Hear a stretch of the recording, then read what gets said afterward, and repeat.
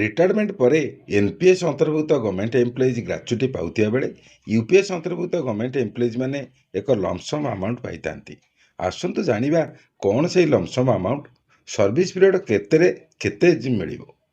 Hello friends, समाधान 100 तरफ मु सुकांत महापात्र आपण मानकु स्वागत जनाउछि। वीडियो को लास्ट पर्यंत देखंतु, स्किप करंतु नहीं। जदि ए विषय पुंखानुपुंख भाव आपणकर बुझिबार अछि, वीडियो को धैर्यर सहित शेष पर्यंत देखा पड़ो। जो मैंने फास्ट टाइम साइट को विजिट कर सब्सक्राइब कर बेल आइकन में ऑल क्लिक करूँ। फर जो नुआ वीडियो अपलोड हम तार नोटिफिकेशन फास्ट आपण पाखे पहुँच पार।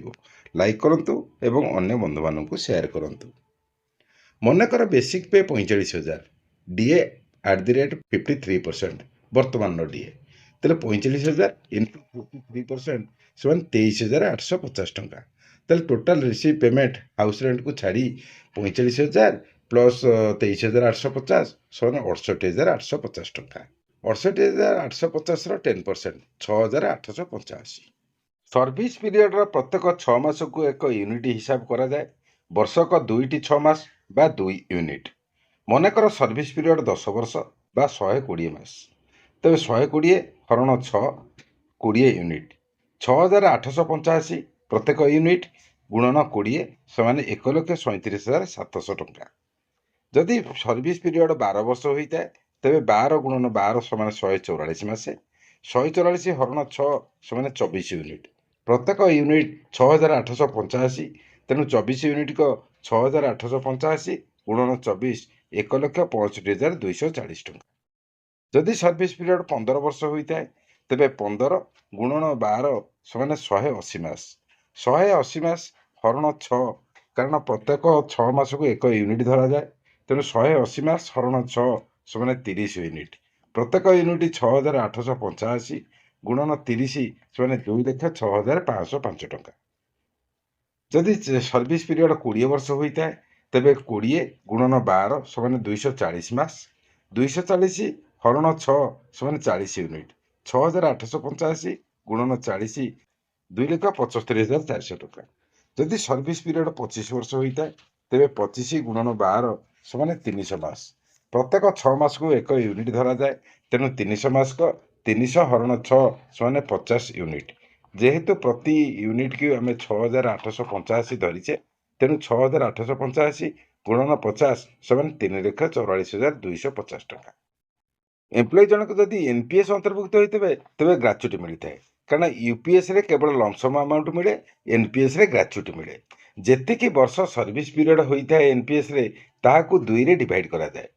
मनकर सर्विस पीरियड 10 वर्ष, तेणु 10 हरण 2 समान 5 मास ताकू धरा जीव। वर्तमान बेसिक पे प्लस डीए जेहेतु 68,850, 68,850 गुणन 5 से 3,44,250 टंका। जोटी यूपीएस रे लमसम अमाउंट हिसाब से 1,37,700 टंका मिलता बेले एनपीएस रे ग्राच्युटी हिसाब से मिलता है 3,44,250 टंका। एनपीएस कर्मचारी 12 वर्ष सर्विस पीरियड होते 12 हरण 2 समान 6 मास। वर्तमान मासक बेसिक पे प्लस डीए 68,850, तेणु 68,850 गुणन 6 से 4,13,100 टंका। यूपीएस अंतर्भुक्त होते तेज लमसम अमाउंट मिलता है 1,65,240, किंतु एनपीएस अंतर्भुक्त होते ग्राच्युटी हिसाब से मिलता है 4,13,100 टंका। सर्विस पीरियड 15 वर्ष होते 15 हरण 2 से 7.5 बा 7 मास अधा।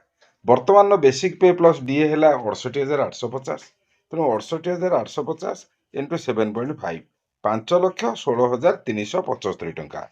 जदि से एनपीएस अंतर्भुक्त होते तेबे ग्राच्युटी हिसाब से 15 वर्ष चाकरी पर रिटायर्ड मिल 5,16,375 टंका।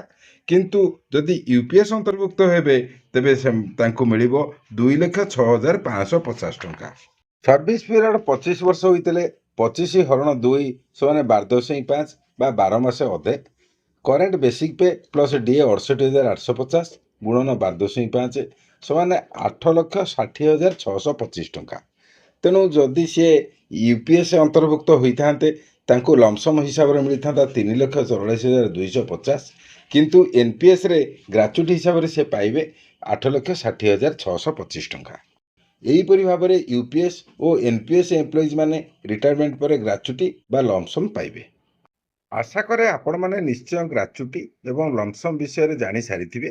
ନେକ୍ସଟ ଭିଡ଼ିଓରେ ଆମେ ଆଲୋଚନା କରିବା କି ଏନ୍ପିଏସ୍କୁ ଯଦି ଚଏସ୍ ଲକିଂ କରାଯାଏ ଆମକୁ ରିଟାୟାର୍ଡ ପରେ କ'ଣ ମିଳିବ ଓ ୟୁପିଏସ୍କୁ ଯଦି ଚଏସ୍ ଲକିଂ କରାଯାଏ ତେବେ ରିଟାୟାର୍ଡ ପରେ ଆମେ କ'ଣ କ'ଣ ପାଇବା।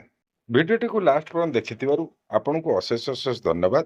ଯଦି ଫାର୍ଷ୍ଟ ଟାଇମ୍ ସାଇଟ୍ଟିକୁ ଭିଜିଟ୍ କରିଛନ୍ତି ତେବେ ସବସ୍କ୍ରାଇବ୍ କରି ବେଲ୍ ଆଇକନ୍ରେ ଅଲ୍ କ୍ଲିକ୍ କରନ୍ତୁ।